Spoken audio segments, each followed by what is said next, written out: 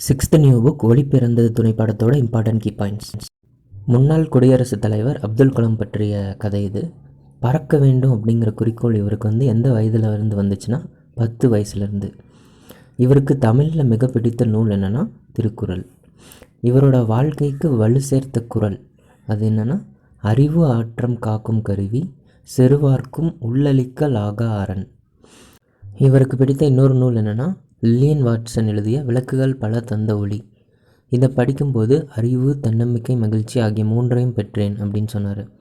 போலியோவால் பாதிக்கப்பட்டவர்களுக்கு 3 கிலோ எடையுள்ள செயற்கைக்கால் இருந்துச்சு. அதை கார்பன் இலைகளை கொண்டு 300 கிராமாக உருவாக்கப்பட்டன. ஏவுகணைகள் இவர் உருவாக்குனது அக்னி, பிருத்வி. 1000 ஆண்டுகளுக்கு முன்பிருந்த பல்கலைக்கழகம் எதுனா நாலந்தா.